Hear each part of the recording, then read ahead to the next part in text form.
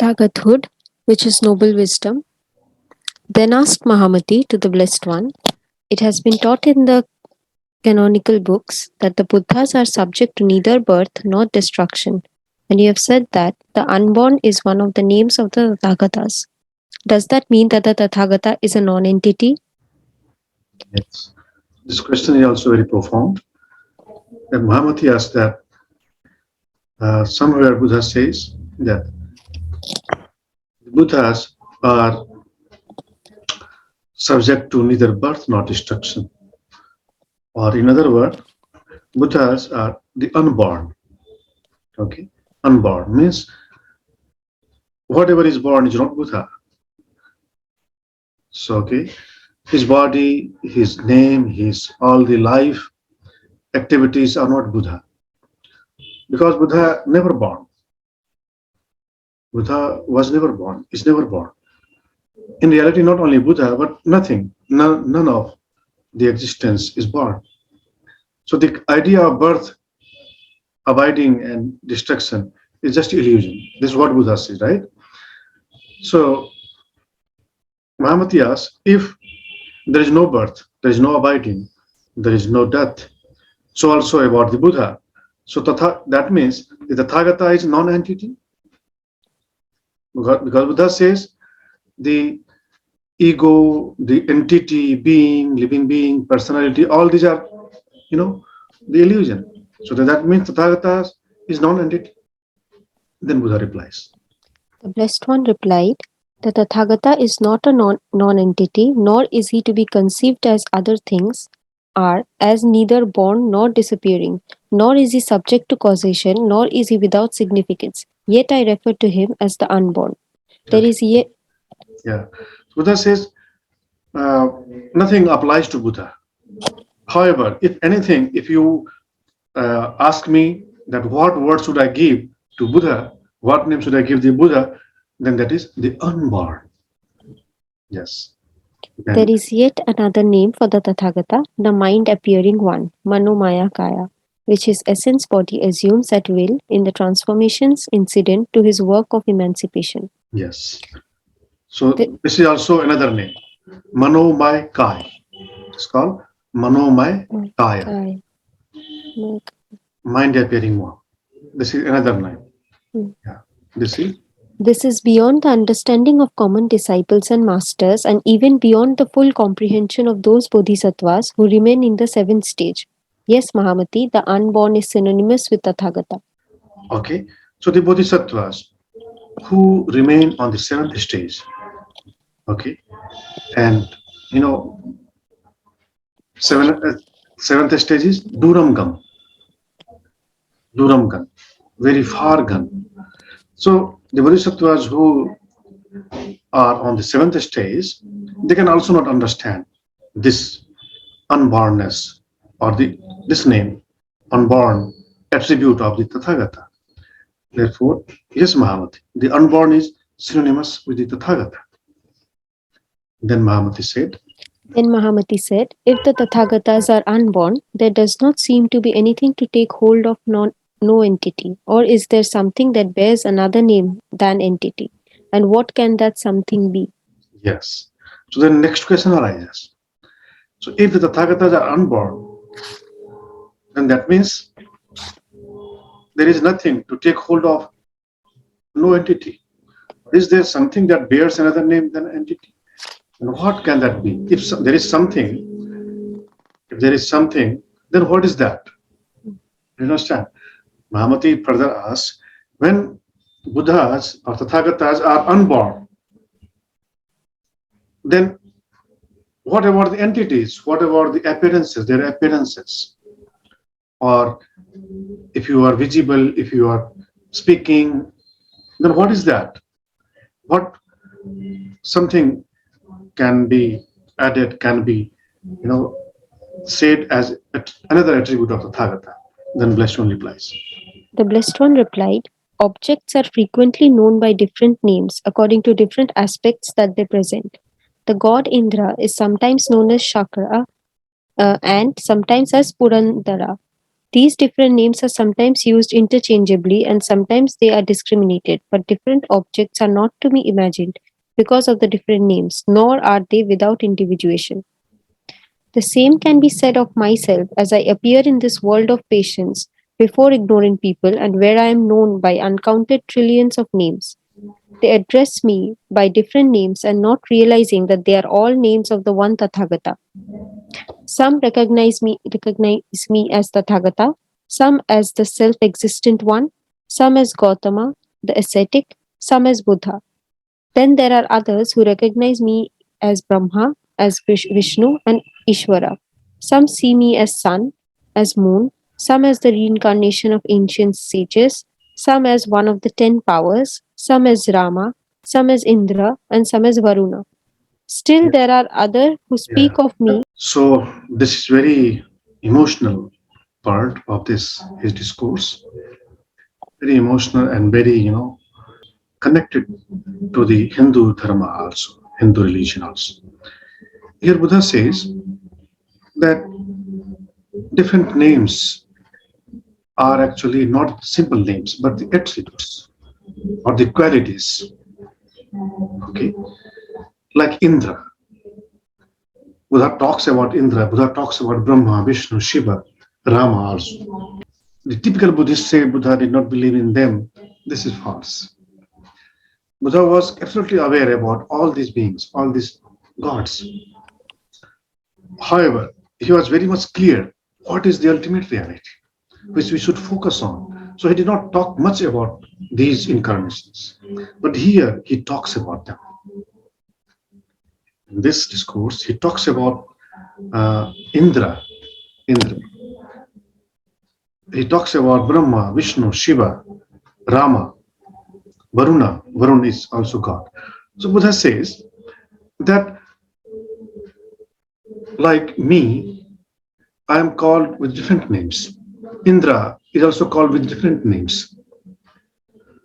These different names are actually their different his or her different natures. Okay. So when I am Gautama, people call me Gautama because I am Gautama also. I am Tathagata also because Tathagata means thus come. Tatha agat. Tathagat means thus come and gone. Tatha agat. Suchness or thus come. That's called Tathagata. Thus Tathagata means the innocence has come or the emptiness has come. The ultimate reality has come. It's called Tathagata. Tathata means suchness, ultimate reality, ultimate principles or dharma. It's called Tathata. And Agat means Tathagat means Tathata has come. Got it? Tathagata means Tathata has taken incarnation. It's called Tathagat. And you can also become Tathagat. If you are born and if you have become the pure, you are Tathagat. So some people call me Tathagata, some people call me self-existent one, some people call me Gautama, some call me Buddha. Buddha means someone who has bodhi. It's called Buddha.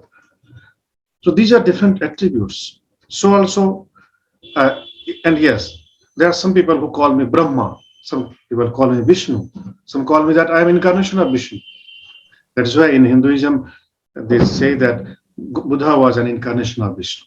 So Buddha is, here clarifies that some call me Vishnu, but I am not Vishnu.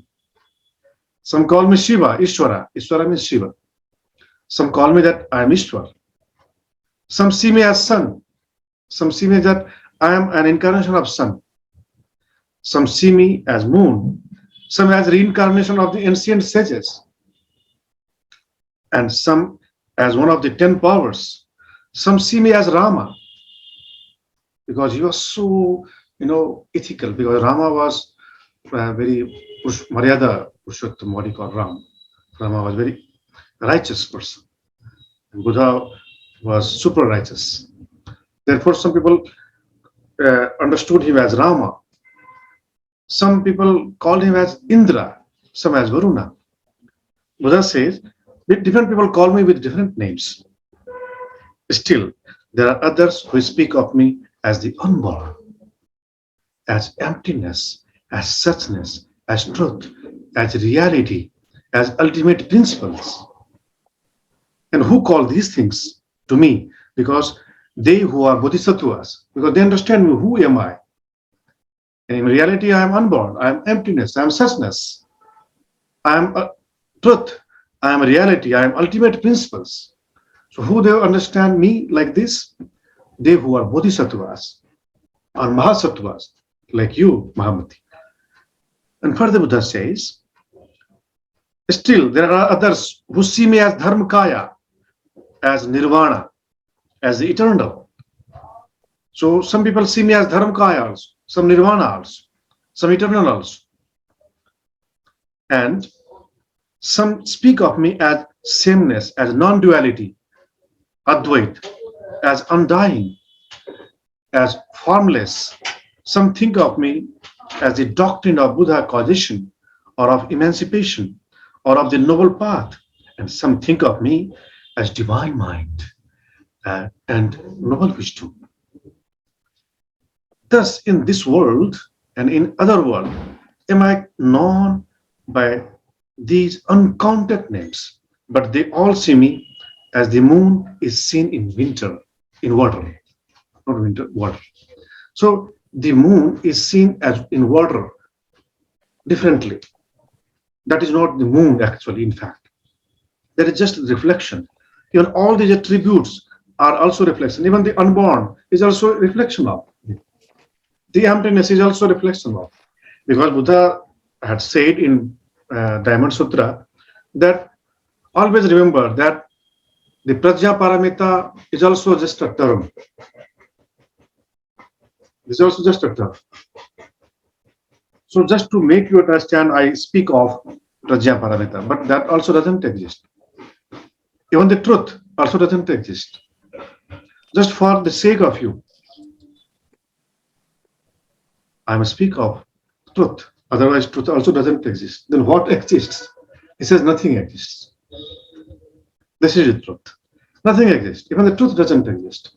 Even the idea of truth is also, confusing.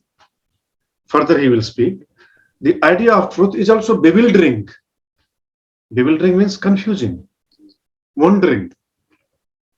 So long you have idea of truth. I'm seeking truth. I'm loving truth. I'm meditating on truth. Actually, you are meditating nothing. You are doing wrong meditation. Buddha says you have to forget all the concepts. That is why Buddha says that there is no system of dharma. There is no dharma by which Buddha attains Buddhahood. Right? So long if you have any kind of, dharana, any kind of grasping, any kind of taking that I'm observing this path, there is no path actually. So there is nothing to treat on. There is none to treat, walk.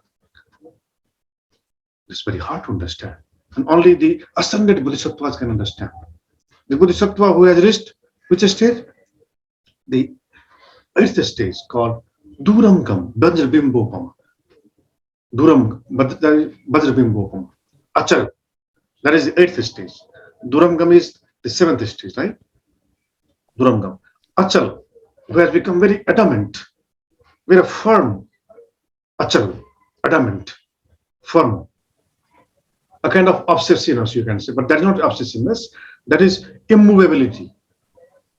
They have become so strong, firm in conviction that there is nothing whatsoever.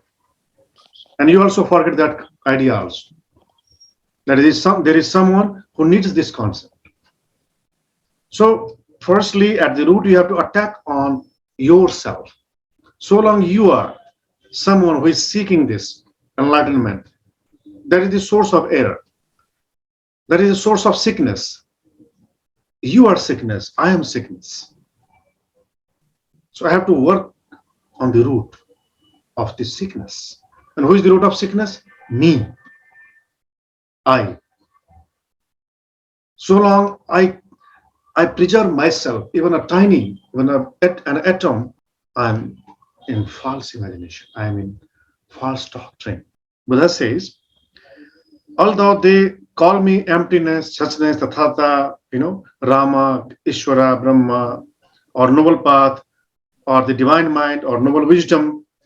Even noble wisdom, the concept of noble wisdom is also just an illusion, a concept. Although he speaks of lot novel about noble wisdom as the supreme enlightenment, supreme wisdom, but that is also concept.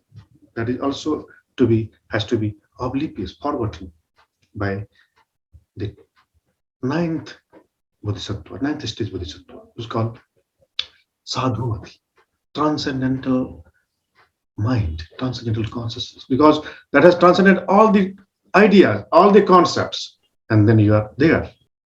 And then you are already there. Where? Noble wisdom.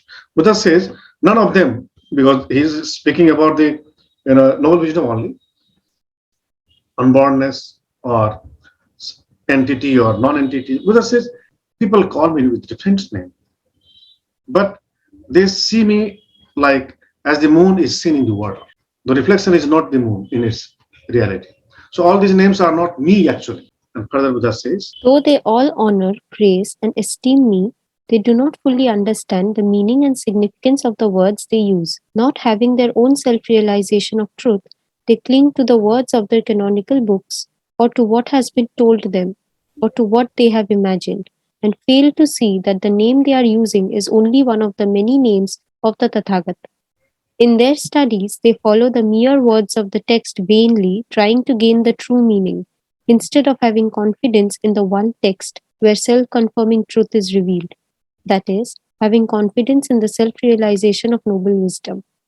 okay, Buddha says they are right that they have, respect to me, they have reverence to me, they honor me, praise me, esteem me, but they are just words. They are attached to words. They are still attached in the discrimination, and all the words will take you in the whirlpool of discrimination on, will not take you away from the discrimination. So Buddha says the text is text, and you have to just transform that, right? Transcend that. And truth is revealed when you are in noble wisdom. And what is noble wisdom is perfect imagelessness. Then Mahamati asked, Then asked Mahamati, pray tell us, blessed one, about the self nature of the Tathagatas. yes. Now he's asking very vital question. Then what is the self nature of the Tathagata? Now Buddha replies, The blessed one replied, if the Tathagata is to be described by such expressions as made or unmade, effect or cause, we would have to describe him as neither made nor unmade, nor effect nor cause. But if we so describe him, we would be guilty of dualistic discrimination. If the Tathagata is something made, he would be impermanent. If he is impermanent, anything made would be a Tathagata. If he is something unmade, then all effort to realize Tathagatahood would be useless. That that which is neither an effect nor a cause is neither a being nor a non being, and that which is neither a being nor a non being is outside the four propositions. The four propositions belong to worldly usage. That which is outside them is no more than a word, like a barren woman's child. So are all the terms concerning the Tathagata to be understood. okay. So Buddha says if you give one label like unborn, that is also not true. But if you ask me, then I say that Tathagata is unborn. But that unbornness is also just a term, a word. And that will also take you in dualistic views. So if Tathagata is unborn, then how you will realize that? And if Tathagata is born, then that is subject to death. So Tathagata is beyond this dualistic concept, right? Buddha says, if Tathagata is born, that means that is made. And if that is made, that is impermanent. And if that is permanent, that cannot be Tathagata. And if he is unmade, then all effort to realize Tathagatahood will be useless. Because I have realized Tathagatahood. You are to realize Tathagatahood. So none of them, any label, any word, any term will be useless or will be false or will be wrong to give any term to the Tathagatahood. Okay. Therefore, Buddha says, when it is said, When it is said that all things are egoless, it means that all things are devoid of selfhood. Each thing may have its own individuality. The being of a horse is not of cow nature. It is such as it is, of its own nature, and is thus discriminated by the ignorant. But nevertheless, its own nature is of the nature of a dream or a vision. That is why the ignorant and the simple minded who are in the habit of discriminating appearances fail to understand the significance of egolessness. It is not until discrimination is gotten rid of that the fact that all things are empty, unborn, and without self nature can be appreciated. Yes. So Buddha says, so long you are using words or you are applying any word, you are in the world of discrimination. And if you not transcend the discrimination, you cannot experience the emptiness or unbornness. You cannot be there. Mahamati. Mahamati, all these expressions, as applied to the Tathagatas, are without meaning. For that which is none of these is something removed from all measurement, and that which is removed from all measurement turns into a meaningless word. That which is a mere word is something unborn. That which is unborn is not subject to destruction. That which is not subject to destruction is like space, and space is neither effect nor cause. That which is neither effect nor cause is something unconditioned. That which is unconditioned is being beyond all reasoning. That which is beyond all reasoning, that is the Tathagat. The self nature of Tathagathood is far removed from all predicates and measurements. The self nature of Tathagathood is noble wisdom. Clear? Buddha although says that the self nature of Tathagathood is noble wisdom. But what is noble wisdom? Noble wisdom is beyond all the measurement, beyond all the terms, beyond all the application. And Buddha has given the example. This is profound, and I will clarify this. So Buddha says that all these expressions applied to the Tathagatas are without meaning. There is no meaning of any expression. Whether you say emptiness, whether you say egolessness, whether you say nothingness, imagelessness, solitariness, all they are just simple words and they are without meaning. Then what is that? So Buddha says, since they are without meaning, for that which is none of these is something removed from all measurement, and that which is removed from all measurement turns into a meaningless word. So all these are meaningless words because they are without measurement. And that which is mere word is something unborn. And that which is unborn is not subject to destruction. And that which is not subject to destruction is like a space. And a space is neither effect nor cause. That which is neither effect nor cause is something unconditioned. When you say unconditional or unconditioned, that is beyond the reach of cause and effects. That's the unconditional, unconditioned. So that which is unconditioned is beyond all reasoning, beyond all logics. And that which is beyond all reasoning, all logics, that is the Tathagata. And that is actually noble wisdom. So noble wisdom is beyond all the logics, beyond any evidences, beyond any proofs. However, that exists. And that is the Tathagathut. That means what you call God, what you call Ishwar, what you call Brahma, what you call soul is actually beyond reasoning, beyond predicates, beyond measurement, beyond any word, term. So people talk about soul, Atman. But what is Atman? Okay. What is Atman? Atman is beyond all reasonings, beyond all measurement, beyond all limits. This is what is called as Tathagata by Buddha. So what you call soul is Tathata, noble wisdom. So soul is not what you call Atman, like light, like Jyoti, like this. All they are just, false imaginations. All they are just hypotheses. The soul is Jyoti, like this, like that. Soul is not like that. Soul is more subtler than the space. What Buddha says? That space is beyond cause and effects. So soul is beyond cause and effects also. And your soul, my soul, and Buddha's soul is not different. I mean, or Buddha's mean, the noble wisdom is not different. Noble wisdom is one, and that is called soul. That's called God. That is called divine. That is called Atman. What we will call as God as this noble wisdom, Tathata, Ariprajya. And that can be said as soul. But Buddha says, if you remember in the earlier text, Buddha says that that is not Atman of philosophers, people who call Atman.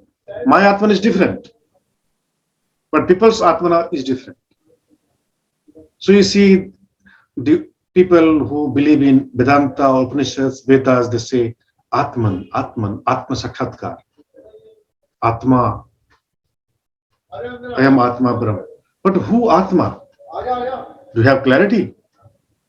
This is the clarity that what you call Atman is beyond your reach, beyond your understanding.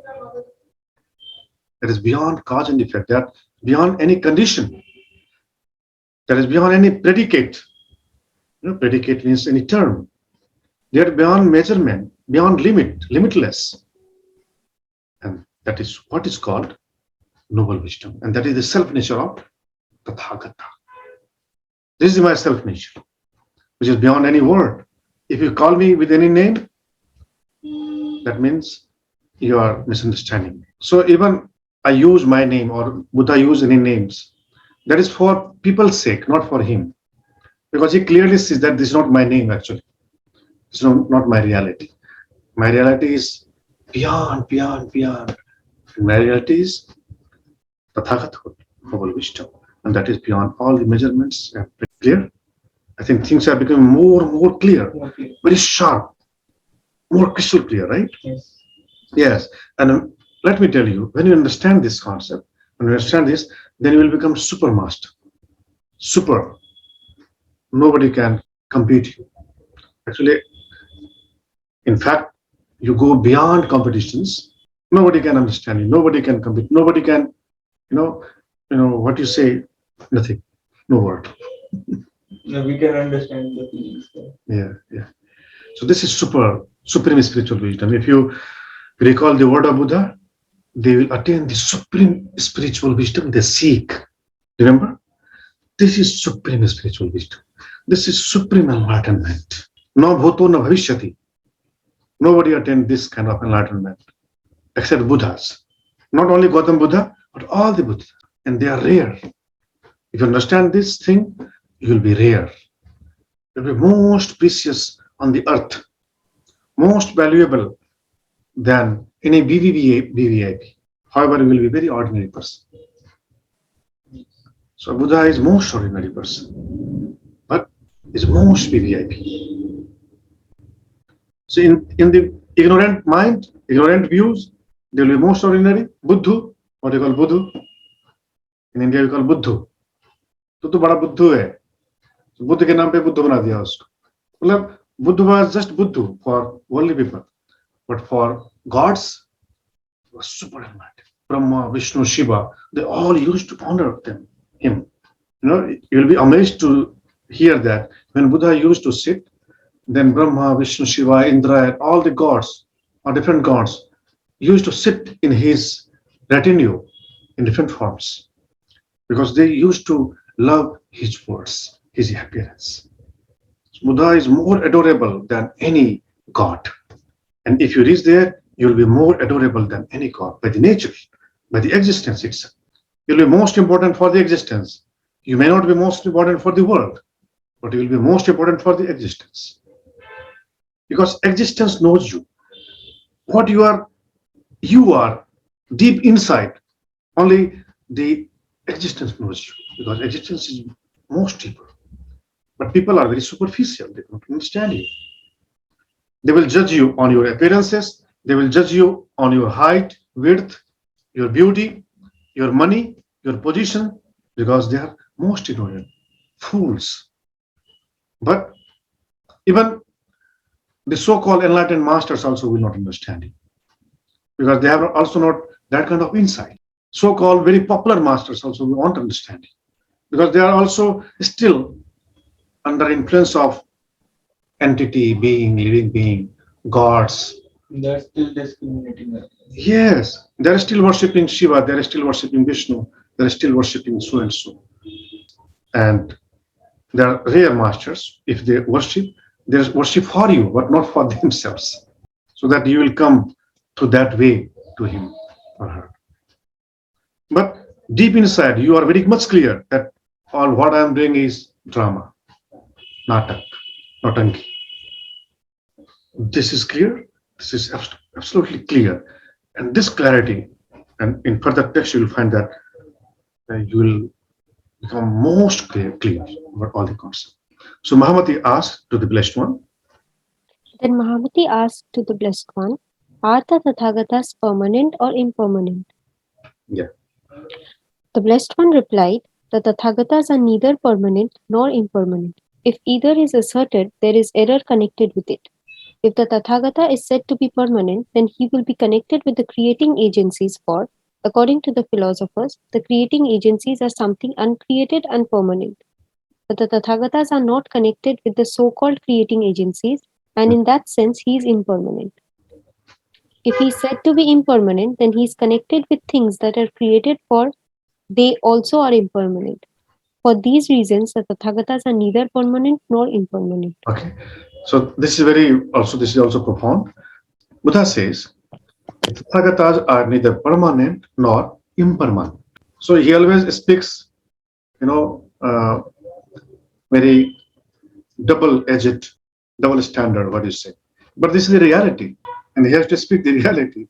He says he is neither permanent nor impermanent.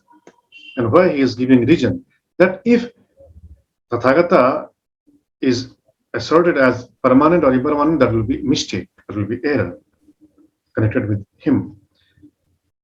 And further he says, if the Tathagata is said to be permanent, then he will be connected with the creating agency, according to the philosophers. So philosophers believe in creating agency, and they believe that creating agency is something uncreated and permanent.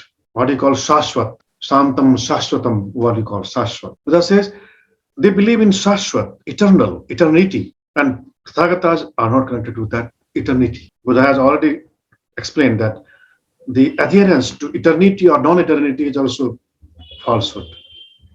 The adherence, the attachment to eternity belief and non-eternity belief. Because there is nothing which is eternal. Nothing. Can you say? Can you tell anyone that is there anything eternal? Sun or moon or any galaxy or any nebula or anything? Nothing is eternal. Nothing. Even Brahma also appeared. That means before that, where was he? Before that, he might be there, but in different form, not in that form. Vishnu also appeared. Shiva also appeared. So all the appearances are already error, right? And behind the appearances, there is something which is beyond all the predicates. Buddha says there is no creating agency which philosophers believe as permanent. Therefore, Tathagatas are not connected to the so-called creating agency, so-called permanent. In that sense, Tathagatas are not permanent. Tathagatas are, in other words, impermanent. If he is said to be impermanent, then he is connected with the things that are created, because created are only impermanent. So there is permanent and impermanent. So Buddha is also not impermanent. Why? Because Buddhas are not born. So anything is created or formed is impermanent. Because Buddhas are not created, therefore Buddhas are not impermanent. So for these reasons, the Tathagatas are neither permanent nor impermanent. Now further Buddha says, Neither can the Tathagatas be said to be permanent in the sense that space is said to be permanent, or that the horns of a hare can be said to be permanent for being unreal. They exclude all ideas of permanency or impermanency. This does not apply to the Tathagatas because they come forth from the habit energy of ignorance, which is connected with the mind system and the elements that make up personality. The triple world originates from the discrimination of unrealities, and where discrimination takes place, there is duality and the notion of permanency and impermanency. But the Tathagatas do not rise from the discrimination of unrealities. Thus, as long as there is discrimination, there will be the notion of permanency and impermanency. When discrimination is done away with, noble wisdom, which is based on the significance of solitude, will be established. clear? So Buddha says Tathagatas cannot be said to be permanent in the sense that space is to be said permanent. So a space only looks permanent. Everything has born off from this space. But what you say space, what is a space? It's nothing. If there is no light, can you say that this is space? Because in the wake of light, you say this is a space. But where there is utter darkness, is there a space? So a space is also a concept. That is why in Buddha's meditation, Buddha says in fifth meditation, you enter into the sphere of infinite space, right? And then when you advance further, you enter into the sphere of infinite consciousness. When you advance further, then you enter into the sphere of infinite nothingness. After the consciousness, there is infinite consciousness, there is nothingness. Okay, that is seventh stage, and eighth stage, the what do you call eighth samadhi. That is the neither being nor non-being. That is the eighth. And before after eighth also there is one samadhi, ultimate samadhi called Nirodha Samapatti. When you dissolve that concept also. That there is no, not being and not. Actually, being and non-being is eighth plane. But beyond that, there is also plane. There is actually. So we have to transcend this also. That also. Yes. You have to nirodh that also. You have to transcend that concept also, being and non-being. इस झमेले से ही बाहर आना है. निरोध मतलब उसको भी खत्म कर दो, समाप्त कर दो. निरोध मतलब निरोध, समाप्त मतलब समाप्त. Nirodha Samapti. There is nothing beyond that. So Buddha says space is also just a concept and illusion also. So if people say that space is permanent, that is like horns of hares. Have you seen horns of hares? Hares don't have horns. That is an illusion. Or the barren woman's children. Barren woman, does a barren woman have children? No. Infertile woman, no children.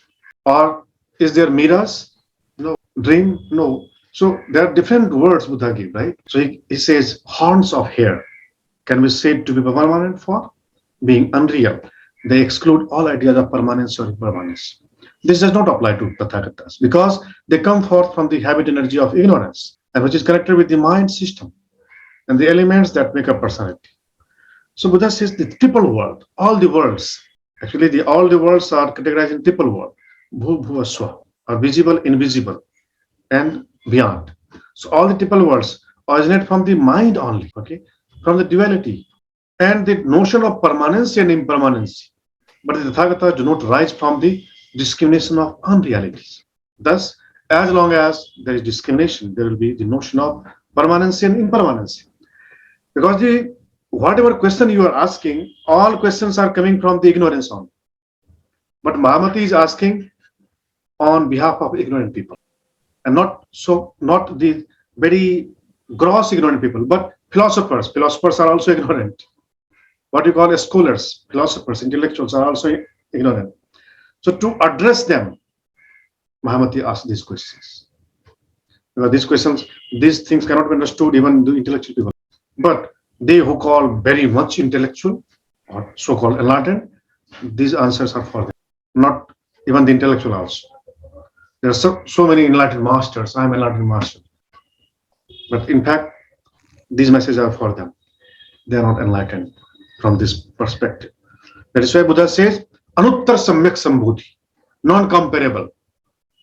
If you reach this consciousness, you are non-comparable. But if you are not there, you are comparable. Anuttar means nobody can beat you. Unbeaten. And if you are beyond this, before this, you are beatable. Even up to the ninth stage, even when you reach the transcendental consciousness, you are also below noble wisdom. So the being and non-being concept, you say, yes, I don't believe in being in non-being also. But there is still I who believes. You say, I believe in being and non-being, or I don't believe in being or non-being, but there is still I. So Buddha says, you have to transcend this sadhumati also, and have to enter into perfect solitude. Buddha says, when discrimination is done away with, noble wisdom, which is based on the significance of solitude, will be well established. It's clear. I think things are becoming clearer, right? Yeah. However, there is another sense in which the Tathagatas may be said to be permanent. Transcendental intelligence rising with the attainment of enlightenment is of a permanent nature. yes. This truth essence, which is discoverable in the enlightenment of all who are enlightened, is realizable as the regulative and sustaining principle of reality, which forever abides.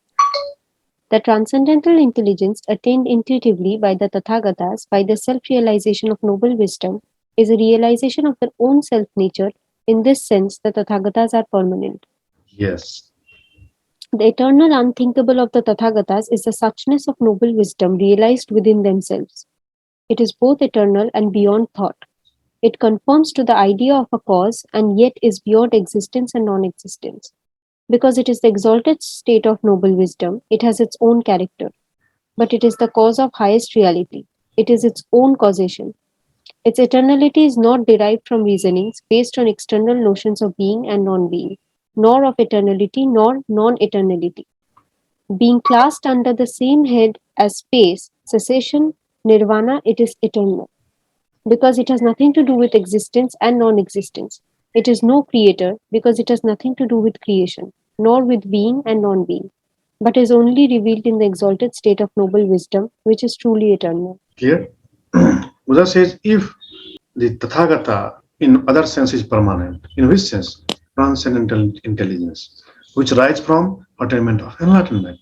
When you reach the eighth stage, you come to close to the transcendental intelligence, sadhumati, and sadhumati is permanent. Transcendental intelligence is permanent. And this truth essence, which is discoverable in the enlightenment of all who are enlightened, is realizable as the regulative and sustaining principle of reality. Sustaining principle of reality. See, when you say, I firmly believe that God exists and God is the governor of all, God governs everything. Mahakal, what you call Mahakal or Maheshwara or whatever, God who governs everything, who rules everything. And what is that? But that means that exists. That is nothing but transcendental intelligence, or that is actually divine mind, what you call divine mind. And you have seen that intuitive mind is just nearest to divine mind.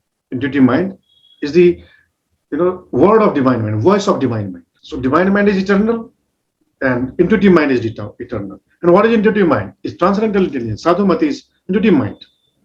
All the sadhus are intuitive. All the masters or gurus are actually sadhus or they are gurus. They're intuitive. And intuitive means they have become divine already. And divine is permanent. So in that sense, Tathagatas are permanent. The eternal, unthinkable of the Tathagata is the suchness of noble wisdom. And that is realized within our intellect, within our consciousness. It is both eternal and beyond thought. Buddha says it conforms to the ideas of cause and yet is beyond existence and non-existence. Because it is the exalted state of noble wisdom. It has its own character. So it behaves in its own way. Noble wisdom behaves in its own way. Because it is the cause of highest reality also. What you call highest reality, that is the cause of that. It is its own causation. Its eternality is not derived from reasonings based on external notions of being and non-being, nor of eternality nor non-eternality. Being classed under the same head as a space, cessation, nirvana, it is eternal. Because it has nothing to do with existence and non-existence, it is no creator. Because it has nothing to do with creation, nor with the being and non-being, but is only revealed in the exalted state of noble wisdom. It is truly eternal. So nirvana is truly eternal. And that is not seized. That cannot be seized. That is not created by any creator. There is no creator of that. Therefore, that surpasses the world of Brahma, Vishnu, Shiva. Because this universe is governed by Brahma, Vishnu, Shiva. If you say that this universe is made by Brahma or Vishnu, Shiva, so there is other world also which is beyond Brahma, beyond Vishnu, beyond Shiva. And that is called nirvana, and that is eternal. In that sense, noble wisdom is eternal. In that sense, Tathagata is eternal. Now, when the twofold passions are destroyed, When the twofold passions are destroyed and the twofold hindrances are cleared away, and the twofold egolessness is fully understood, and the inconceivable transformation death of the Bodhisattva is attained, that which remains is the self nature of the Tathagatas. When the teachings of the Dharma are fully understood and are perfectly realized by the disciples and masters, that which is realized in the deepest consciousness is their own Buddha nature revealed as Tathagata. Okay, so the Buddha nature is realized in the deepest consciousness. When you understand the Dharma, when you destroy completely, there is a word called annihilation. Annihilation means completely destroyed, destruction. So there is a single word of complete destruction. It's called annihilation. You can Google that, the meaning of annihilation. Annihilation means complete destruction. So when you annihilate twofold passions and twofold hindrances are cleared away, and the twofold egolessness is fully understood, and the inconceivable transformation death, which is called achintya parinam chuti. We had a study. So when that death is attained by bodhisattva, that which remains is the self nature of Tathagata. When the teaching of Dharma are fully understood, you realize perfectly in your deepest seat of consciousness, and that is revealed as Buddha nature. That is revealed as Tathagata. Okay? Yes. In a true sense, there are four kinds of sameness relating to Buddha nature. There is sameness of letters, sameness of words, sameness of meaning, and sameness of essence. The name Buddha is spelled Buddha. The letters are the same when used for any Buddha or Tathagata. When the Brahmins teach, they use various words, and when the Tathagatas teach, they use the very same words. In respect to words, there is a sameness between us. In the teachings of all the Tathagatas, there is a sameness of meaning. Among all the Buddhas, there is a sameness of Buddha nature. They all have the 32 marks of excellence and the 80 minor signs of bodily perfection. There is no distinction among them except as they manifest various transformations according to the different dispositions of beings, who are to be disciplined and emancipated by various means. In the ultimate essence, which is Dharmakaya, all the Buddhas of the past, present, and future are of one sameness. Okay. So in Dharmakaya, all are same. Yes. Then asked Mahamati.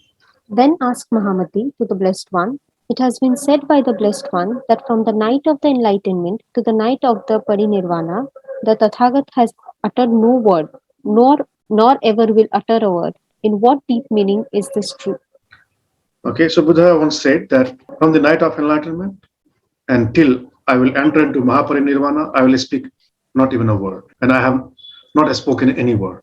So, what is the deep meaning of this? Then Buddha replies. The Blessed One replied, by two reasons of deepest meaning is it true. In the light of the truth, self-realized by noble wisdom, and in the truth of an eternally abiding reality. The self-realization of noble wisdom by all the Tathagatas is the same as my own self-realization of noble wisdom. There is no more, no less, no difference.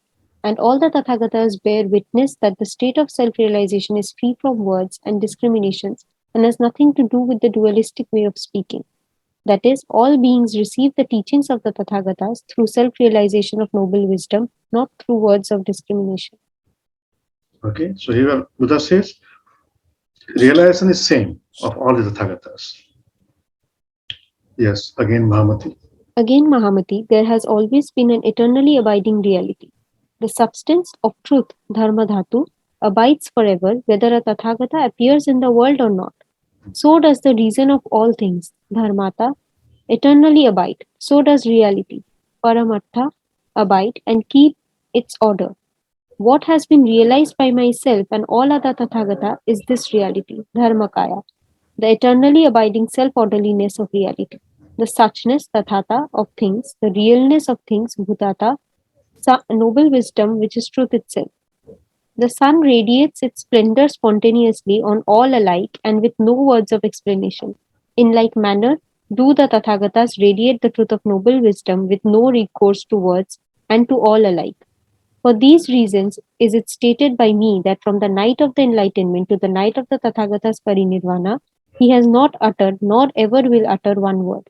And the same is true of all the Buddhas. Okay, so he in this paragraph he has clarified that the substance or truth, dharmadhatu, that abides forever, whether Tathagata appears or not, that remains always. The dharmata, origin of all things, eternally abide. So does reality, paramarth. Paramarth means reality, abide always in order. And what has been realized by myself has been realized by all the Buddhas. The reality, dharmakaya, suchness, tathata, okay, of things, the realness of things, noble wisdom, which is truth itself. So here Buddha says the sun radiates everything without any discrimination, without any words of explanation. In the same way, Tathagata radiates always the noble truth, noble wisdom, truth of noble wisdom. And for that reason, I have not spoken anything. Whatever is spoken are just spoken by the truth, reality. And the truth, reality is also just a concept. Further, he will clarify. And the same is true of all the Buddhas. And then ask Mahamati. Then asked Mahamati, Blessed One, you speak of the sameness of all the Buddhas, but in other places you have spoken of Dharmata Buddha, Nishyanda Buddha, Nirmana Buddha, as though they were different from each other. How can they be the same and yet different? Yeah. So Buddha says, you say that all Buddhas are same. But somewhere you spoke about Dharmata Buddha, Nishyanta Buddha, and Nirmana Buddha. So then what is that? The Blessed One replied, I speak of the different Buddhas as opposed to the views of the philosophers who base their teachings on the reality of an external world of form and who cherish discriminations and attachments arising therefrom. Against the teachings of these philosophers, I disclose the Nirman Buddha, the Buddha of transformations. In the many transformations of the Tathagat stage, the Nirman Buddha establishes such matters as charity, morality, patience, thoughtfulness, and tranquilization. By right knowledge, he teaches the true understanding of the Maya-like nature of the elements that make up personality and its external world. He teaches the true nature of the mind system as a whole and in the distinctions of its forms, functions, and ways of performance. In a deeper sense, the Nirman Buddha symbolizes the principles of differentiation and integration by reason of which all component things are disturbed, all complexities simplified, all thoughts analyzed. At the same time, it symbolizes the harmonizing, unifying power of sympathy and compassion. It removes all obstacles, it harmonizes all differences, it brings into perfect oneness the discordant many. For the emancipation of all beings, the Bodhisattvas and Tathagatas assume bodies of transformation and employ many skillful devices. This is the work of the Nirman Buddha. Okay, so this is the Nirmana Buddha. Nirmana Buddha practices charity and all these things, they call Nirmana Buddha. So according to their acts, X. This is what I Yeah. understood. Nirmana Buddha. Then there is Nishanda Buddha. For the enlightenment of the Bodhisattvas and their sustaining along the stages, the inconceivable is made realizable. The Nishant Buddha, the outflowing Buddha, through transcendental intelligence, reveals the true meaning and significance of appearances, discrimination, attachment, and of the power of habit energy which is accumulated by them and conditions them, and of the unbornness, the emptiness, the egolessness of all things. Because of transcendental intelligence and the purification of the evil outflowings of life, all dualistic views of existence and non existence are transcended, and by self realization of noble wisdom, the true imagelessness of reality is made manifest. The inconceivable glory of Buddhahood is made manifest in rays of noble wisdom. Noble wisdom is the self nature of the Tathagatas. This is the work of the Nishyant Buddha. In a deeper sense, the Nishyant Buddha symbolizes the emergence of the principles of intellection and compassion, but as yet undifferentiated and in perfect balance, potential but unmanifest. Looked at from the ingoing side of the Bodhisattvas, Nishyant Buddha is seen in the glorified bodies of the Tathagatas. Looked at from the forthgoing side of Buddhahood, Nishyant Buddha is seen in the radiant personalities of the Tathagatas, ready and eager to manifest the inherent love and wisdom of the Dharmakaya. Okay, so this is Nishanda Buddha. Dharmata Buddha is Buddhahood in its self nature of perfect oneness, in whom absolute tranquility prevails. As noble wisdom, Dharmata Buddha transcends all differentiated knowledge, is the goal of intuitive self-realization, and is the self-nature of the Tathagatas. As noble wisdom, Dharmata Buddha is inscrutable, ineffable, unconditioned. Dharmata Buddha is the ultimate principle of reality from which all things derive their beings and truthfulness, by which in itself transcends all predicates. Dharmata Buddha is the central sun which holds all, illumines all. Its conceivable essence is made manifest in the outflowing glory of Nishant Buddha and in the transformations of Nirman Buddha. Okay, so Dharmata Buddha is the, the what do you call superior. Dharmata Buddha is Buddhahood in its self-nature, perfect oneness, and Dharmata Buddha helps Nishant Buddha and Nirman Buddha. Dharmata Buddha, Nishant Buddha, and Nirman Buddha are supported by Dharmata Buddha. You can see that. Then Mahamati asked. Then asked Mahamati, pray tell us, +1, more about the Dharamkaya. Yeah, so Dharmakaya is Dharmata Buddha. This is the ultimate form of Buddhahood. Now, let's understand what is this. The Blessed One replied, we have been speaking of it in terms of Buddhahood, but as it is inscrutable and beyond predicate, we may just as well speak of it as the truth body or the truth principle of ultimate reality, Paramartha. The ultimate principle of reality may be considered as it is manifested under 7 aspects. First, as Chitta Gochar, it is the world of spiritual experience and the abode of the Tathagatas on their outgoing mission of emancipation. It is noble wisdom manifested as the principle of irradiancy and individuation. Second, as Jnana, it is the mind world and it is principle of intellection and consciousness. Third, as Drishti, it is the realm of dualism, which is the physical world of birth and death, wherein are manifested all the differentiations of thinker, thinking and thought about, and wherein are manifested the principles of sensation, perception, discrimination, desire, attachment, and suffering. Because of the greed, anger, infatuation, suffering, and need of the physical world incident to discrimination and attachment, it reveals a world beyond the realm of dualism, wherein it appears as the integrating principle of charity and sympathy. Fifth, in a realm still higher, which is the abode of the Bodhisattva stages and is analogous to the mind world, where the interests of heart transcend those of the mind, it appears as the principle of compassion and self-giving. Sixth, in the spiritual realm where the Bodhisattvas attain Buddhahood, it appears as the principle of perfect love, Karuna. Here, the last clinging to an ego self is abandoned, and the Bodhisattva enters into his self-realization of noble wisdom, which is the bliss of the Tathagata's perfect enjoyment of his inmost nature. Seventh, as Pragya, it is the active aspect of the ultimate principle wherein both the forthgoing and the incoming principles are alike, implicit and potential, and wherein both wisdom and love are in perfect balance, harmony, and oneness. These are the 7 aspects of the ultimate principle of Dharmakaya, by reason of which all things are made manifest and perfected and then reintegrated, and all remaining within its inscrutable oneness, with no signs of individuation, nor beginning, nor succession, nor ending. Okay, so this was very clear, right? The nature of Dharmakaya, ultimate principle of Dharmakaya, Dharmata Buddha. So there are 7 aspects of ultimate principle, what Buddha has explained. Later on, you can go through again and again. The last part, we speak of it. We speak of it as Dharmakaya, as ultimate principle, as Buddhahood, as Nirvana. What matters it? They are only other names for noble wisdom. Mahamati, you and all the Bodhisattva Mahasattvas should avoid the erroneous reasonings of the philosophers and seek for a self-realization of noble wisdom. Okay, so that is the bottom line. And whenever I speak Om, I speak from this perspective. And also you should speak Om or chant Om from this perspective.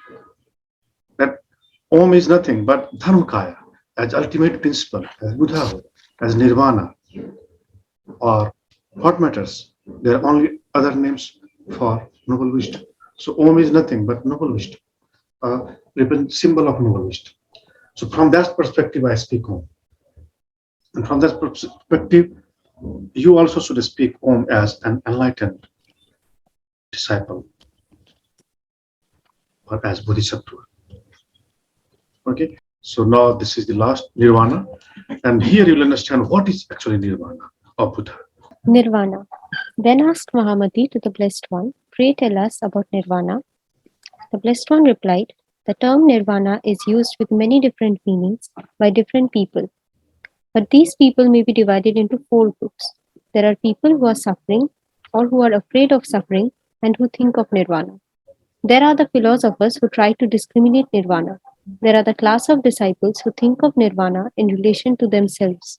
And finally, there is the Nirvana of the Buddhas. Those who are suffering or who fear suffering think of Nirvana as an escape and a recompense. They imagine that Nirvana consists in the future annihilation of the senses and the sense minds. They are not aware that universal mind and Nirvana are one, and that his life and death world and that this life and death world and Nirvana are not to be separated. These ignorant ones, instead of meditating on the imagelessness of Nirvana, talk of different ways of emancipation. Being ignorant of or not understanding the teachings of the Tathagatas, they cling to the notion of Nirvana that is outside, what is seen of the mind, and thus go on rolling themselves along with the wheel of life and death. Okay, so Buddha says the nirvana is used in different terms, in different meanings, and the first group is people who are suffering and who are afraid of suffering, and they think of nirvana as the escape. So this is the first. And then the second group is philosophers who try to discriminate nirvana. Third group is the class of disciples who think of nirvana in relation to themselves. And finally, the nirvana of Buddhas. Okay. So first, Buddha says the first thing, the suffering, people who are suffering, they think of nirvana as escape. Okay. And they imagine the nirvana that is something which annihilates the senses and the sense mind. But they are not aware that universal mind and nirvana are one. Means when you become universal mind or when you are merged in universal mind, that is nirvana. And nirvana is none other than universal mind. When you say that worship nirvana, means you worship universal mind. So nirvana is as powerful as universal mind. Nirvana is as capable as universal mind. These two are not different, not separate. And yeah. As to the nirvanas discriminated by the philosophers, there really are none. Some philosophers conceive nirvana to be found where the mind system no more operates, owing to the cessation of the elements that make up personality and its world, or is found where there is utter indifference to the objective world and its impermanence. Some conceive nirvana to be a state where there is no recollection of the past or present, just as when a lamp is extinguished, or when a seed is burned, or when a fire goes out, because then there is the cessation of all the substrate, which is explained by the philosophers as a non rising of discrimination. But this is not nirvana, because nirvana does not consist in simple annihilation and vacuity. Okay, so this is the nirvana of philosophers who believe that is non-rising of discriminations. Okay, but this is not the nirvana of Buddha, because nirvana does not consist in simple annihilation and vacuity or vacuum or just emptiness. Nirvana is not just emptiness, right? Again, some philosophers explain deliverance as though it was the mere stopping of discrimination, as when the wind stops blowing, or as when one by self effort gets rid of the dualistic view of knower and known, or gets rid of the notions of permanency and impermanency, or gets rid of the notions of good and evil, or overcomes passion by means of knowledge. To them, nirvana is deliverance. Some, seeing in form the bearer of pain, are alarmed by the notion of form and look for happiness in a world of no form. Some conceive that in consideration of individuality and generality, recognizable in all things, inner and outer, that there is no destruction and that all beings maintain their being forever, and in this eternality see nirvana. Others see the eternality of things in the conception of nirvana as the absorption of the finite soul in supreme Atman, or who see all things as a manifestation of the vital force of some supreme spirit to which all return. And some, who are especially silly, declare that there are two primary things, a primary substance and a primary soul, that react differently upon each other and thus produce all things from the transformations of qualities. Some think that the world is born of action and interaction. and that no other cause is necessary.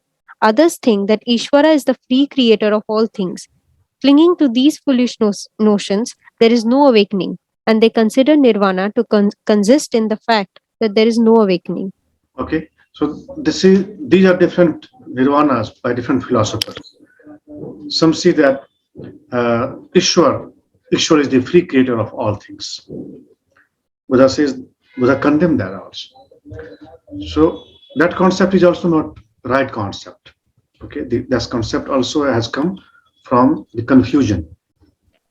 Okay, and for them there is no deliverance, and that is not there is no awakening. Now, some imagine. Some imagine that nirvana is where self nature exists in its own right, unhampered by other self natures, as the variegated feathers of a peacock, or various precious crystals, or the pointedness of a thorn. Some conceive being to be nirvana, some non being, while others conceive that all things are nirvana are not to be distinguished from one another. Some thinking that time is the creator and that as the rise of the world depends on time, they conceive that nirvana consists in the recognition of time as nirvana.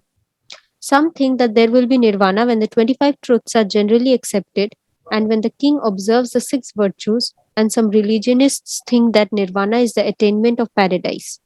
Okay, so these are different nirvanas by different people, but they are not nirvana or Buddhas. Now, these views. These views, severally advanced by the philosophers with their various reasonings, are not in accord with logic, nor are they acceptable to the wise. They all conceive nirvana dualistically, and in some causal connection. By these discriminations, philosophers imagine nirvana, but where there is no rising and no disappearing, how can there be discrimination? Each philosopher, relying on his own textbook from which he draws his understanding, sins against the truth, because truth is not where he imagines it to be. The only result is that it sets his mind to wandering about and becoming more confused, as nirvana is not to be found by mental searching. And the more his mind becomes confused, the more he confuses other people. Okay, so these people are already confused and they will confuse other people about the nirvana concept. Therefore, the spirituality should not be learned from the confused people. When people are confused and the teachers are also confused, the whole world is rotten in that way. Decept. Yeah. As to the notion of nirvana, as held by disciples and masters who still cling to the notion of an ego self and who try to find it by going off by themselves into solitude, their notion of nirvana is an eternity of bliss like the bliss of the samadhis for themselves. They recognize that the world is only a manifestation of mind and that all discriminations are of the mind. And so they forsake social relations and practice various spiritual disciplines, and in solitude seek self realization of noble wisdom by self effort. They follow the stages to the sixth and attain the bliss of the samadhis. But as they are still clinging to egoism, they do not attain the turning about at the deepest seat of consciousness, and therefore they are not free from the thinking mind and the accumulation of its habit energy. Clinging to the bliss of the samadhis, they pass to the nirvana, but it is not the nirvana of the Tathagatas. They are of those who have entered the stream. They must return to this world of life and death. Okay, so Buddha says the bodhisattvas who have reached to certain stages, I mean, they have reached to the even eighth stage also, they are not in the nirvana. Even in the ninth stage is also not the stage of Buddha. The 10th stage, when they reach, they only understand the nirvana.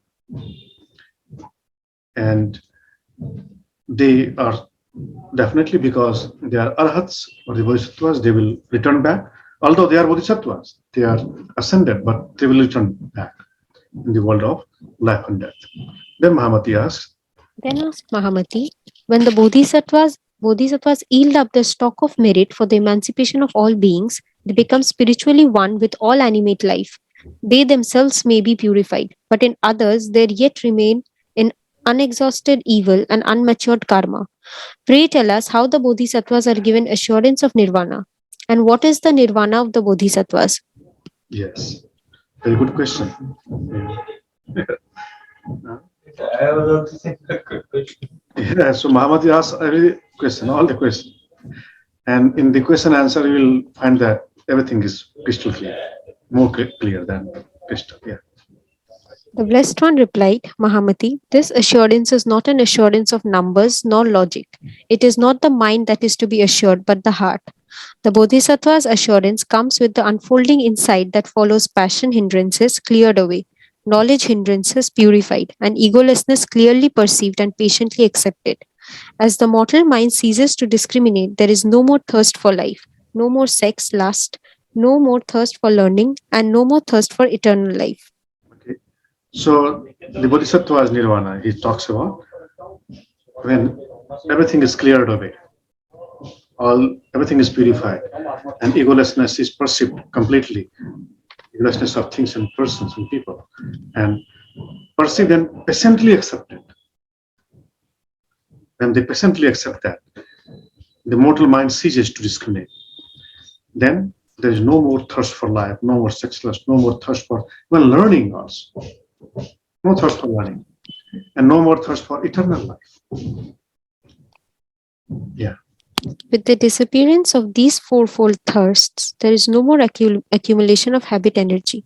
With no more accumulation of habit energy, the defilements on the face of universal mind clear away, and the Bodhisattva attains self realization of noble wisdom, that is the heart's assurance of nirvana. Okay. So when everything is cleared away, all the defilements on the face of universal mind is cleared away, then Bodhisattva There attains are both realization. Yeah. And that is the nirvana. Yeah. There There are are bodhisattvas here and in other Buddha lands who are sincerely devoted to the bodhisattva's mission and yet who cannot wholly forget the bliss of the samadhis and the peace of nirvana for themselves. The teaching of nirvana, in which there is no substrate left behind, is revealed according to a hidden meaning for the sake of these disciples who still cling to the thoughts of nirvana for themselves, that they may be inspired to exert themselves in the bodhisattva's mission of emancipation for all beings. The transformation Buddhas teach a doctrine of nirvana to meet conditions as they find them, and to give encouragement to the timid and selfish. In order to turn their thoughts away from themselves and to encourage them to a deeper compassion and more earnest zeal for others, they are given assurance as to the future by the sustaining power of the Buddhas of transformation, but not by the Dharmata Buddha. yes. The dharma which establishes the truth of noble wisdom belongs to the realm of the Dharmata Buddha. To the bodhisattvas of the seventh and eighth stages, transcendental intelligence is revealed by the Dharmata Buddha, and the path is pointed out to them which they are to follow. In the perfect realization of noble wisdom that follows the inconceivable transformation death of the bodhisattvas, individualized will control, he no longer lives unto himself, but the life that he lives thereafter is the Tathagata's universalized life as manifested in its transformations. In this perfect self realization of noble wisdom, the bodhisattva realizes that for Buddhas there is no nirvana. Okay. So this is very much clear that Buddha says bodhisattvas who ascend and reach up to the eighth stage. Eighth stage is, immovable, achal. And when they reach eighth stage, then the next stage, what you call transcendental intelligence or sadhumati, is revealed by the Dharmata Buddha. So that doesn't come by their own efforts. In one sense, that come by their own efforts because they have cleared all the defilements. So they are in the eighth stage. They have become so adamant, so convicted, so firm. And then Buddha reveals the transcendental intelligence to him or her. And then the path is more purified, path is more clearer, and there is, because now Bodhisattva is in Sadhumati, transcendental intelligence, the noble wisdom is just neighbor. And since Bodhisattva doesn't live long, means unto themselves, Bodhisattva don't live anymore for themselves, but the life that he lives thereafter is the Tathagata's universalized life as manifested in its transformations. So the more selfless we become, the more we forget about ourselves. Not ourselves. We don't live for ourselves, but for others, for all, for the emancipation of the all beings. We are in perfect self-realization of noble wisdom. And the Bodhisattva realizes that for Buddhas, there is no nirvana. Actually, for Buddha, there is no nirvana. The concept of nirvana is also bewildering, right? Now, further Buddha says, the death of a Buddha. The death of a Buddha, the great parinirvana, is neither destruction nor death. Else would it be birth and continuation. If it were destruction, it would be an effect producing deed, which it is not. Neither is it a vanishing, nor an abandonment, neither is it attainment, nor is it of no attainment, neither is it of one significance, nor of no significance, for there is no nirvana for the Buddhas. Okay. Again, Buddha confirms that the death of Buddha is not actually the death of the normal person, because normal person dies and again is born, but Buddha no. So that death is not the death of a normal person. So because Buddha has clearly understood the nirvana and lives accordingly, and he sees that there is no nirvana for Buddhas. Yeah, the Tathagatas. The Tathagata's nirvana is where it is recognized that there is nothing but what is seen of the mind itself, is where, recognizing the nature of the self mind, one no longer cherishes the dualisms of discrimination, is where there is no more thirst nor grasping, is where there is no more attachment to external things. Nirvana is where the thinking mind, with all its discriminations, attachments, aversions, and egoism, is forever put away, is where logical measures, as they are seen to be inert, are no longer seized upon, is where even the notion of truth is treated with indifference because of its causing bewilderment, is where, getting rid of the four propositions, there is insight into the abode of reality. Nirvana is where the twofold passions have subsided and the twofold hindrances are cleared away, and the twofold egolessness is patiently accepted. Is where, by the attainment of the turning about in the deepest seat of consciousness, self realization of noble wisdom is fully entered into. That is the nirvana of the Tathagatas. Okay. So Buddha has clarified what is nirvana of the Tathagata. This is not the nirvana of philosophers, nor of the masters, disciples, nor of the bodhisattvas, but of the Buddhas. So Buddha says uh, the notion of truth is treated with indifference because of its causing bewilderment. So he is indifferent to the notion of truth also. Do you remember? I was telling you. So the truth, the concept of truth is also transcendent. Yes. When people quarrel for the truth, that this is truth, this is not truth, Buddha's laugh. Because Buddha has withdrawn from all these quarrelings, from all the conflicts, because truth is also bewildering. So nirvana is when we get rid of everything and we develop an insight into the reality. And Buddha says nirvana is where the twofold passion have subsided, twofold hindrances are cleared away, twofold egolessness is patiently accepted.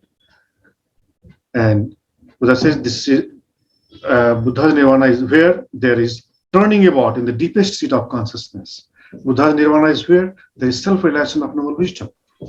Okay, and that is the nirvana of the Tathagatas. Yes, nirvana is where. Nirvana is where the bodhisattva stages are passed one after another, is where the sustaining power of the Buddhas upholds the bodhisattvas in the bliss of the samadhis, is where compassion for others transcend all thoughts of self, is where the Tathagata stage is finally realized. Okay, see, I have made the bold these words. Is where compassion for others transcend all thoughts of self. So when you are so compassionate that you transcend your all self, your own self. You have also understood, we have seen that the meditation of Buddhas, Tathagatas, is fourth meditation, where Buddha thinks for others, not for himself.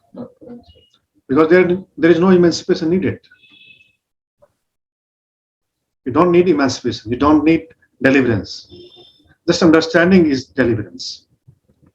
But people who are erroneously seeking deliverance, moksha, to them, you have to teach, you have to educate, you have to think that how they will awaken to the truth.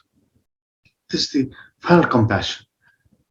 And by making efforts, how to enlighten them, how to bring them out of that ignorance is the ultimate compassion. And that is the Nirvana. Okay. And the Tathagata stages finally realized. So Bodhisattva passes one after another and reaches to the ultimate Tathagathood. And during the way only, on the way only, a Bodhisattva transcends his or her own self.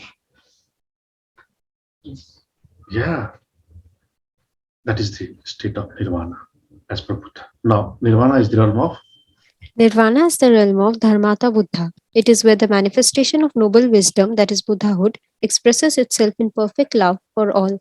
As it is where the manifestation of perfect love, that is Tathagatahood, expresses itself in noble wisdom for the enlightenment of all. There indeed is Nirvana. okay. So this is super, thrilling also. So nirvana is the realm of the Dharmata Buddha, and where noble wisdom manifests, that is Buddhahood, and expresses itself in the perfect love for all. Can you see? Perfect love for all. It is where the manifestation of perfect love, that is the Tathagathood, expresses itself in noble wisdom for the enlightenment of all. So you think of enlightenment for the others, for entire being. There indeed is nirvana. That is nirvana. Nirvana, what you call moksha, nirvana, that is moksha. When you think of others, because you don't need moksha, you're already in moksha. The concept of moksha is also illusion. So you have to clarify that this is illusion. And when you get rid of this illusion, you are in nirvana. Getting, rid of all the illusions, nirvana. Waking up from all the illusions is nirvana. And living accordingly is nirvana. Then you live not for yours, you live for all the ignorant people. You have deep compassion for all. Now, There are two classes of those who may not enter the nirvana of the Tathagatas. There are those who have abandoned the Bodhisattva ideals, saying they are not in conformity with the sutras, the codes of morality, nor with emancipation. Then there are the true Bodhisattvas who, on account of their original vows made for the sake of all beings, saying, so long as they do not attain nirvana, I will not attain it myself, voluntarily keep themselves out of nirvana. But no beings are left outside by the will of the Tathagatas. Someday, each and every one will be influenced by the wisdom and love of the Tathagatas of transformation to lay up a stock of merit and ascend the stages. But if they only realized it, they are already in the Tathagatas nirvana, for in noble wisdom, all things are in nirvana from the beginning. it's clear. Buddha clarifies that there are two kinds of people who do not enter into nirvana.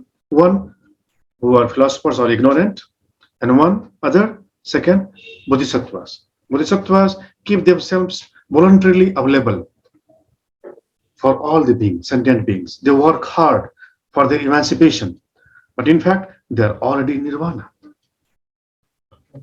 So in noble wisdom, all things are in nirvana from the beginning. So just understanding, just having this awareness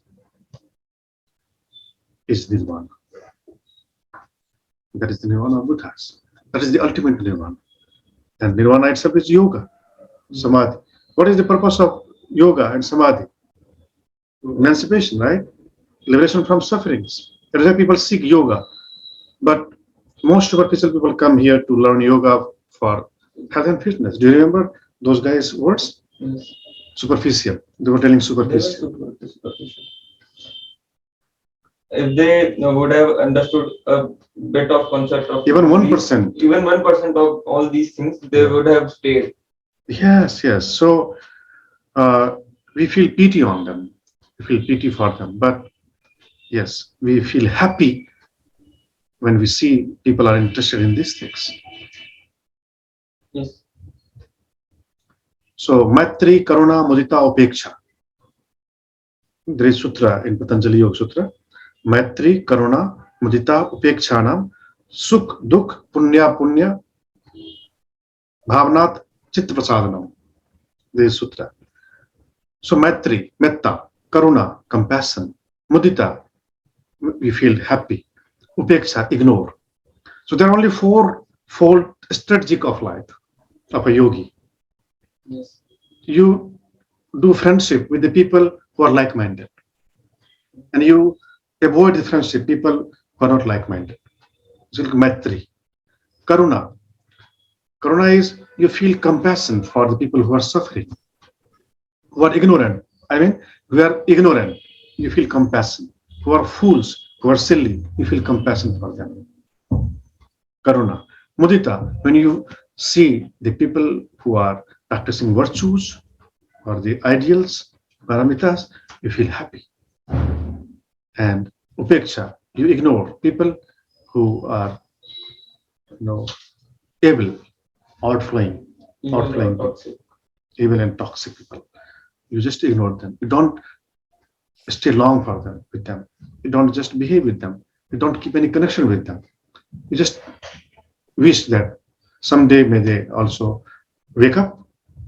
Yes. And Buddha has already said that nobody is left behind. Everyone sooner or later has to ascend the stage and enter into the world. Have you seen the words of Buddha? Yes, I remember those words. Yeah. So Buddha says, uh, but no beings are left outside by the will of the Tathagatas. Someday, each and every one will be influenced by the wisdom and love of the Tathagatas of transformation to lay up a stock of merit and ascend the stages. Everyone one day has to be, you know, uh, influenced by the wisdom of the supernatural, super wisdom, supreme spiritual wisdom of Tathagatas, Buddhas, truly enlightened masters, truly enlightened ones, and they will wake up and they will start their journey and they will extend the stage one after another. They will reach up to fifth, sixth, seventh, eighth, ninth, and finally 10th. And then there is no suffering. There is no suffering. There is immense joy. You feel joy when you think for others. You feel joy when you serve others. That joy is called pramudita. So the Buddha nature starts from the pramudita. So I think it was a very good journey Yes, sir. It was for very all of you. beautiful. That was stunning and also thrilling and gladdening, enlightening, empowering, fulfilling. And we have to just give more importance to this part of the Sutra book, manual book. This is complete yoga science. You have done 200 hours, you have done 300 hours, and 300 hours, if 300 hours doesn't contain this wisdom, that means that yoga teaching is lacking most important part, isn't it? Yes. Even the Patanjali Yoga Sutra only is also not enough. Because Patanjali Yoga Sutra is sutras. People cannot understand. But Patanjali also ends his sutra as Dharma make Samadhi, right? Dharma make Samadhi. And Buddha also is there. But to understand Dharma make Samadhi, you will have to understand this. Then you understand yoga. Then you understand the meaning of Patanjali. And Patanjali yoga is the ideal yoga. But yes, that doesn't mean that the sutras of Hatha Yoga Pradipika or Bhagavad Gita or Upanishads are not of any use. They are of use, of course. But for beginners, let them study, let them read. But you, as an advanced practitioner and teacher, you have to give more importance to this. And you filter your students. If they are interested in asana, just teach them asana. Yes.